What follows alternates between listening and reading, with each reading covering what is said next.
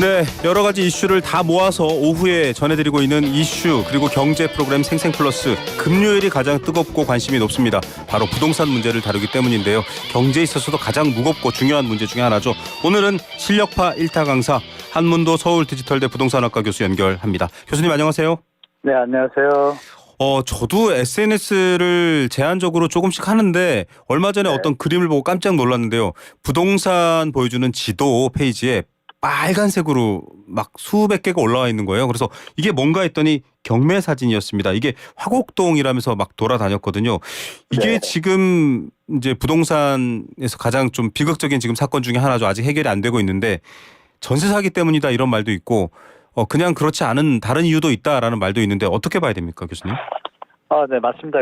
첫 번째는 이제 전세 사기 문제로 불거진 이제 주택들이 이제 문제 생긴 주택이 이제 소유자들이 이제 전세 반환할 능력이 안 되니까 네네. 당연히 이제 경매라는 과정을 통해서 채권들이 변제되기 때문에 경매로 넘어가는 현상들이 첫 번째고요. 네. 두 번째 요인이 또 요즘 이제 생긴 것이 아시겠지만 전세 사기 문제로 인해서 정부에서 이게 전세 대출 보증의 어떤 한도가 너무 과다해서 네. 역전세나 이런 문제가 생기니까 이걸 아시는 바와 같이 작년에 전세 사기 문제가 불거지니까 네네. 그걸 조정을 했습니다. 조정한 내용이 간단히 말씀 올리면 네. 통상적으로 공시가격이라고 하죠. 예. 만약에 1억짜리 주택이 있으면 공시가격이 한 70% 정도 됩니다. 네. 그러면 이제 그 공시가격 곱하기 150, 공시가격의 150%를 곱한 게 대출의 한도였습니다. 네네. 그러니까 이제 1억짜리가 7천만 원인데 네. 150%를 곱하면은 1억이 돈이 넘습니다. 네네. 그러니까 대출 액수가 전세 대출 액수가 매매가보다 높게 되는 거죠. 예. 그리고 이제 보증 한도를 100%를 했습니다. 그거를. 그러니까 전세 가격이 매매가보다 높은 역전세 현황이 벌어진 거고요. 네. 그리고 이제 그 보증 한도와 그 부분을 갖다 정부에서 조정을 해가지고 네. 150%를 140% 낮추고요. 예. 대출 보증 한도는 100%에서 90%를 낮췄습니다. 그러면 네. 그 결과가 126%라는 수치가 나오게 됩니다. 네네.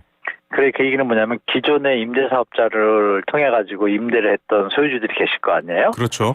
그러면 뭐 집이 한 5개, 10개 있으실 거고 임대사업자시니까. 네. 그러면 126%로 어떤 그 총액이 감소가 되니까 기존에 계시던 그 전세에 들어가셨던 분들이 보증보험을 다시 연장을 하려면은 전세금이 낮춰지는 효과가 발생합니다. 한 10% 정도요. 네네. 그러면 그 10%를 돌려줘야 전세 대계약도 유지가 되고 전세 입장에서는 전세 보증보험을 들 수 있으니까 안전하니까 그렇죠. 계약이 유지가 되잖아요. 네. 그러면 이제 돌려주면 되는데 그 임대사업자분들이 아시는 바와 같이 무자본 갭투자라고 해서 예. 그 당시에 전세 가격이 매매 가격보다 높게 나오니까 대출이 네. 그냥 사인만 하고 집을 사신 분들이 많은 거예요. 네. 그게 전세 사기가 터지면서 문제가 되니까 돌려주는 상황이 됐는데 그 금액이 10% 차익을 돌려줘야 되지 않습니까? 네네. 네, 그분들이 이제 무자본으로 투자를 했으니까 돈이 없으시잖아요. 돌려줄 돈이 없는 거죠. 네, 10%도. 없으면 결국 임차권 등기라는 과정을 거쳐서 예. 경매로 나가게 됩니다. 예. 그 두 가지 요인이 제일 크게 작용이 된 지역이 요새 뭐 말씀하신 SNS에 떠도는 네. 그 지역의 이제 빌라들의 문제를 이렇게 이제 표시한 게 이제 그 내용입니다. 예, 뭐 상황을 좀 보셨겠지만은 보증보험의 요건을 조금 강화하고 따라서 네. 반환해야 될 보증금이 생겼는데 여기에 대해서는 무자본 갭 투자로 들어오신 분들은 네, 맞습니다. 돌려줄 수가 없기 때문에 이제 이런 문제가 생기고 이런 상황이라면 사실 좀 불안해서라도 나가시려는 분들도 많을 것 같으니까 시장에도 영향을 미칠까요? 이를테면 전세 가격이 더 떨어지거나 그래서 더 불안해서 나가려는 분들도 많은 건가요? 네네, 세간의 전세 포비아라는 말이 돌 정도로, 네. 특히 화곡동 일대하고 인천 일대에 네네. 빌라에 대한 어떤 기피 현상이 좀 극대화됐죠. 네. 그런 부분이 또 말씀 주신 내용에 더해서 좀 수요를 좀 감소시키는 효과가 있다 보니까 맞습니다. 임대사업자나 임대인들 소유주 입장에서는 상당히 난처한 상황이 많이 됐고 지금처럼 자금 여력이 없는 분들은 결국은 경매라는 과정으로 갈 수밖에 없는 상황이 이제 지금 벌어지고 있는 겁니다. 이게 여러분들 잘 모르실 텐데요. 무자본 갭 투자가 전세 보증금 반환 의무를 내가 승계하는 대신에 부동산을 구입하는 방식인데 자본금 없이요. 이게 네. 결국 말 그대로 전세 사기로도 이어져서 못 돌려주고 105채나 돌려주지 않아서 선고를 받았는데 징역 3년 6개월이에요. 네, 지금 좀 너무 약하죠. 예. 이거 남부지법 형사 3단독 이근수 판사의 판결인데 어떻게 보세요? 그냥 낫다로만 보기에는 저는 이렇게 봅니다. 우리가 제가 형사법은 잘 모르지만 네네. 뭐 미필적 고의라는 게 있지 않습니까? 네. 그럴 의도는 없었지만 그걸로 인해서 어떤 일이 벌어졌을 때 중형을 좀 가산하잖아요. 네. 그 부분에서 아시겠지만 전세 사기 문제로 조금 극단적인 선택을 한 돌아가신 분도 청년분들이 많아요. 계시지 않습니까? 그런 걸 감안할 때 이번 판결은 제가 볼 때 상당히 국민 정서와는 좀 동떨어진 판결이 아닌가 네. 저는 그렇게 보고 있습니다. 이 A씨 53세인데요. 일정한 수입도 없고 부동산 세금을 납부하지도 않아서 다 체납돼 있습니다. 이 정도면은 이분이 과연 정상적인 임대 사업을 하려고 했을까? 국민들은 어떻게 생각하십니까? 법원에 다시 질문을 드릴 수밖에 없네요. 그렇죠. 자. 악성 임대인이라고 봐야지 않겠습니까? 네, 맞습니다. 그 결과가 또 너무 안 좋으니까 그런 부분에 대해서는 좀 응징을 해서 차후에 맞습니다. 이런 일이 없도록 하는 게 더 좋을 것 같습니다. 네, 교수님도 좀 그런 말씀 더 많이 해주셔야 될 것 같습니다. 이건 뭐 네, 우리 사회 네. 모두의 숙제고요. 그렇다면은 조금이라도 내가 아직 집을 완전히 구매할 여력은 없고 혹은 구매하고 싶은 집을 사기에는 부족해서 조금 그래도 서울이나 서울 수도권에 전세를 구하시는 분들 아까 네. 전세 포비아라는 말씀도 하셨거든요. 네, 네. 이분들 지금 어떻게 해야 됩니까? 그냥 전세라는 말만 들어도 좀 무서우실 것 같아요. 네, 맞습니다. 지금은 그런 현상이 앞으로도 좀 이어질 가능성이 좀 있기 때문에요. 제가 볼 때 우리 무주택자분들이 전세를 구하실 때는 필히 정부에서도 뭐 대책을 만들어 놓았지만 그것만 100% 믿으시면 안 되고요. 등기부 등본 확인 철저히 하시고 네. 건전한 설정 확인하시고 결정적으로 이제 주택도시보증공사에서 네네. 전세보증보험 대상이 안 될 때는 좀 피하시는 게 제일 그나마 안전하다고 봅니다. 전세보증보험 대상만 계약하시면 좋을 것 같습니다. 예.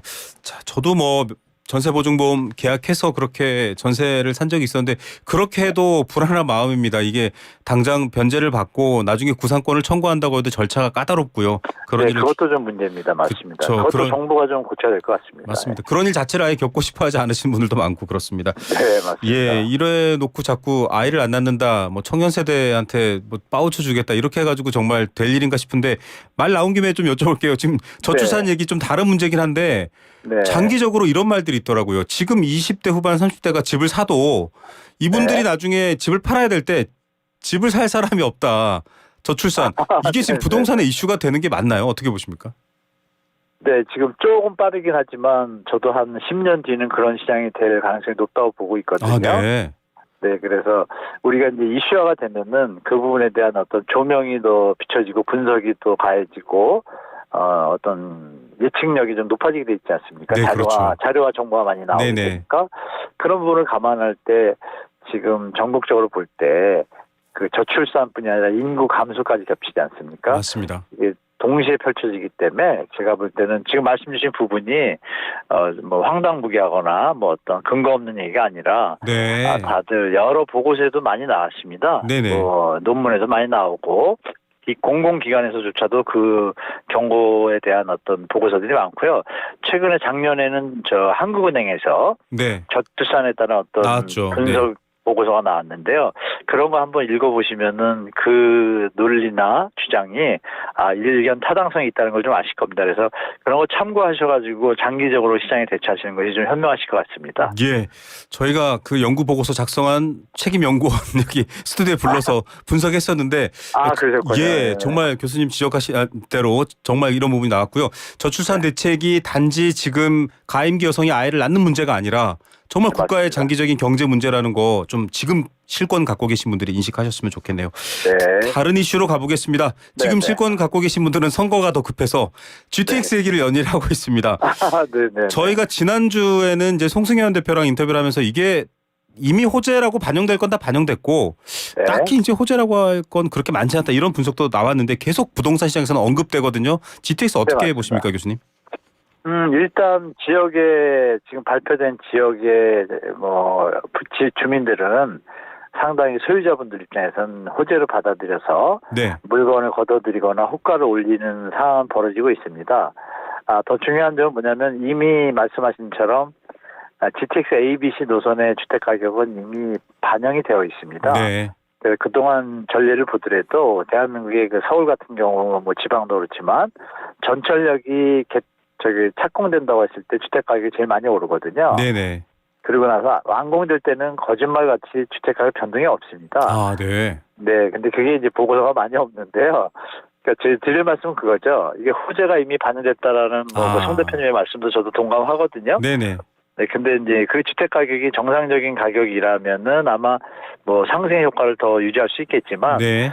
지금 기존 주택 시장의 어떤 상황을 볼 때 반짝으로 끝날 가능성이 좀 높다라고 저는 개인적으로 보고 있습니다. 그리고 예. 이 예산 문제가 또 있지 않습니까? 그렇죠. 민자가 50% 이상 투입이 돼야 되는데 그 부분이 쉽지가 않습니다. 건축비가 많이 올라가지고요. 예. 그 부분이 정부가 잡은 예산하고 금액이 틀리게 되면 당연히 건설업자 입장에서는 참여하기가 좀 어렵지 않겠습니까? 예. 네, 그런 부분이 실제로도 제가 알기로는 어느 노선이라고 말씀드리긴 뭐하지만 네. 최근에 ABC 노선 중에 한 군데가 네. 건설 시공사 입찰을 붙였는데 한 군데도 안 들어왔습니다. 그러니까 현재 하고 있는데도 이런 상황이니까 제가 볼 때는 좀 중장기적으로 이번에 발표한 것에 대해서 생각을 하셔야지 예전처럼 단기간에 어떤 부동산 급등이나 주택가격 상승은 좀 쉽지 않은 경제 상황이라고 좀 말씀드리겠습니다.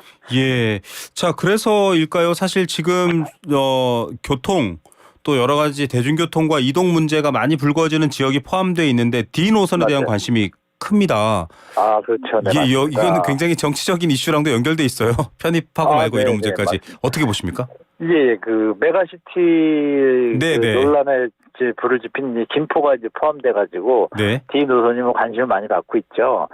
게다가 이제 부천하고 연결되고 또 이제 하남 쪽에도 교통 문제가 좀 있는데 그런 부분을 연결한 노선이라서 사실 관심을 많이 받습니다. 그리고 실제로 부천 같은 경우에는 입지적으로 보면은 교통 유지에 가깝게 좀 되어 있는데 입지는 교통망이 이제 확충된다라면 사실 뭐 완벽하게 좋은 입지라고 볼 수도 있는데 이 D 노선이 김포라는 어떤 그 김포 주민들 그 일대 부분들의 출퇴근에 대해서는 제가 볼 때 이 D 노선은 좀 공격적이라 할까 좀 진취적으로 정부에서 뭐 진행하는 게 좀 가능할 거라고 좀 보고 있습니다. 개인적으로. 그래서 김포 주민들이나 그쪽 일대 부분들 출퇴근 문제가 좀 해결되는 데는 제가 볼 때 이건 노선 자체의 어떤 그 예비 타당성 검토라 그러죠. 편입 비용 등도 어느 정도 나올 것 같거든요.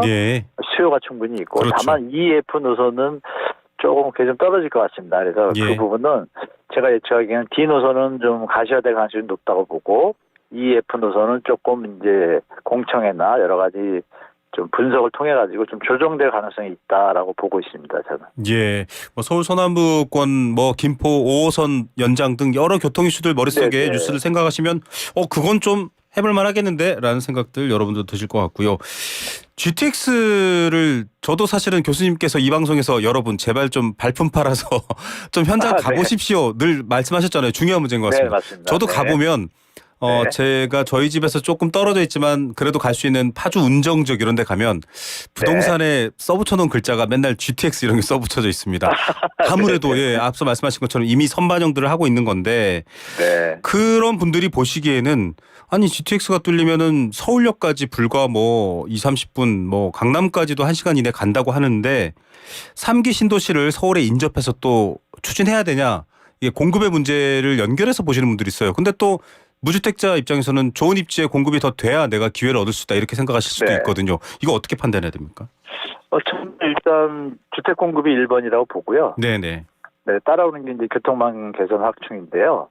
일단 3기 신도시는 입지들이 좋고 기존의 ABC 노선뿐이 아니라 광역교통망으로 다 예산이나 이런 것들이 다 확정이 되어 있습니다. 그렇죠. 그래서 3기 신도시는 그냥 우리 무주택 서민들과 청년들을 위해서 당연히 좀 더 신속하게 공급돼야 된다고 보고요.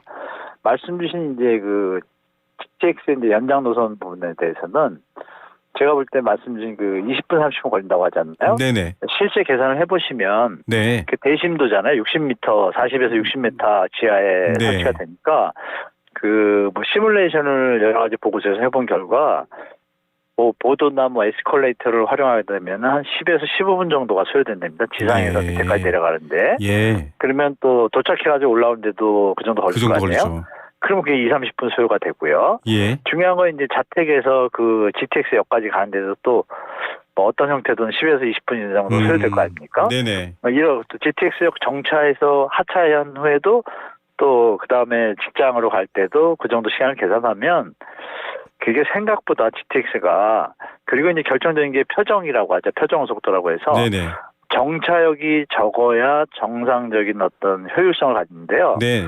지금 아시겠지만 이 발표되면서 각 지자체에서 각 정차역을 해달라고 네네. 난리가 났잖아요. 네. 그 이런 부분들이 아직 조금 불확실성이 좀 많이 남아있기 때문에 네. 너무 GTX로 인해서 다른 뭐 주택 공급 계획까지 네. 좀 발언하는 것은 제가 볼 때는 좀 비합리적인 판단이라고 말씀드리고 네. 주택 공급을 먼저 하고 부족한 교통망을 확충하는 것은 맞지만 그것도 국민 세금이 들어가니까 사업 파동성이나 수익성이 확보돼야지 하겠죠. 예. 만약에 확보가 안 되면 국민 세금만 계속 투입이 되지 않습니까? 맞습니다. 그건 나중에 국가한테 큰 비용 문제로 다가오니까 그런 부분은 좀 차후에 후순위로 두는 게 저는 맞다고 보고 있습니다. 예.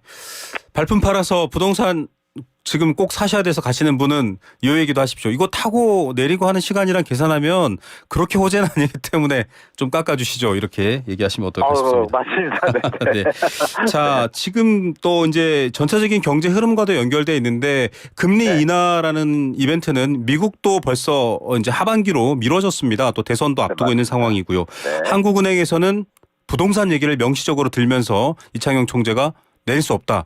섣불리 내렸다간 부동산 폭등한다 이렇게 우려를 했거든요. 그럼에도 네. 불구하고 집값 하락, 대세 하락은 계속 이어지고 있습니다. 약간 이자 부담 느끼시는 분들도 있고요. 어떻게 전망하십니까?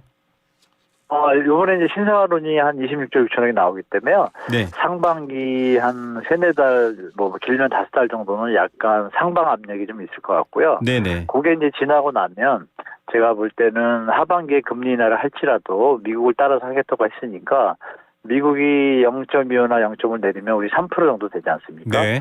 그러면 전체 대출 금리에 큰 영향이 없기 때문에 하반기로 가면 현재 주택 가격이 작년에 90% 정도 회복했거든요. 예. 그 가격이 되니까 지금 거래량이 갑자기 또 줄고 하락 분위기로 바뀌었습니다. 그 얘기 네. 뭐냐면 현재 가격이 수요자들이 사기에 부담되는 수준의 좀 고평가된 가격이라고 다들 보시는 거고요. 비싸다. 이렇게 보시는 거죠. 매물량이 계속 늘어나는 자체도 그렇게 반증이 되겠죠. 네. 그러니까 제가 여러분들이 볼 때는 또 잠깐 정부 정책으로 어느 정도 좀 받쳐주겠지만 여전히 높은 가격이기 때문에 대세 조정 약간 약세로 좀 하반기에 가면 가는 시장으로 될 것 같습니다. 그래서 내 집 마련은 좀 하반기로 보시는 게 공공 분양은 나오시면 하시겠지만 네. 기존 주택이나 신축 분양은 하반기로 보시는 게 좋을 것 같습니다. 네. 내가 집을 사야겠다. 지금 너무 네. 좁아서 아이들이 많아져서 옮겨야겠다라고 생각하시는 분들은 하반기 이후에 금융 환경도 좀 꼼꼼히 따지고요. 뭐 100% 내 돈으로 사는 집 잘 없으니까 그런 거 고려하시면 될 것 같고요.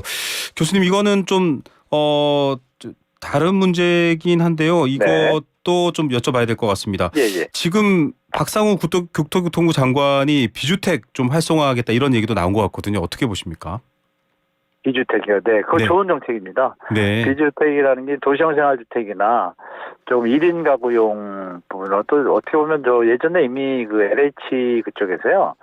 다세대 주택이 밀려있는 슬럼화된 지역에 재개발 가능성이 좀 희박한 사업성이 없는 지역들은 사실 네. 약간 슬럼화돼 있거든요. 네네. 그 부분들을 예전에 블록별로 블록형 형태로 비아파트지만 연립 다세대를 새로운 주거 형태의 커뮤니티, 중정이라는 개념과 커뮤니티를 같이 쓰는 복합 개념으로 된 시뮬레이션이 많이 있습니다. 네네. 그거를 아마 가지고 말씀하신 것 같은데 제가 볼 때는 서울의 일부 슬럼화돼서 사업성이 없어서 재개발이 안 되는 지역은 그 정책이 도입이 되면은 주거 공급 확충에도 좀 도움이 되고요. 네. 환경 개선에도 좀 도움이 될 것 같습니다. 제가 볼 때. 예, 알겠습니다. 요것도 짧게 시간이 남은 게 여쭤보겠습니다. 네. 청약 통장 뭐 본인도 들고 있고 집이 있어도 들고 있고 아이들도 들어주고 하는데 이거 당첨돼도 너무 비싸니까 이제 이거 차라리 해지하고 그냥 예금 저축하는 게 낫지 않아 이런 말이 있던데 이 청취자들의 궁금증입니다. 어떻게 해소해 주시겠습니까? 실제 그런 일이 벌어지고 있습니다. 물론 뭐 경정이 안 좋아서 그러신 분도 계시겠지만 네. 최근에 한 80만 개 통장이 해약됐거든요. 네. 네, 그리고 이제 추첨제도 있고 집이 이제 시간이 점점 갈수록 지금 주택이 공급되는 걸 봤을 때 과연 청약으로 무리하게 집을 비싼 집을 사야 되나라고 생각하시는 분들이 계신 것 네네. 같아요. 그래서 제가 볼 때는 그 현상은 뭐 지극히 자연스러운 현상으로 보기 때문에 그럼에도 불구하고 서울의 어떤 핵심지나 이런 데는 청약 통장의 어떤 힘이 아직도 좀 효과가 좋기 때문에요. 네. 그런 부분은 이제 해당되는 분들은 청약통장 뭐 함부로 해지하지 마시고 네. 들고 계셨다가 공공분양 같은 것, 분양가 상한제 이런 데는 아주 효율적이거든요. 네. 그때는 좀 활용하셨으면 좋겠습니다. 알겠습니다. 자, 카더라에 휩쓸리지 마시고요. YTN 라디오 생생플러스 한문도 교수님 하는 시간에 와서 귀를 좀 쫑긋 세워주시기 바라겠습니다. 오늘 말씀 감사드립니다. 네, 감사합니다. 서울디지털대학교 부동산학과 한문도 교수였습니다.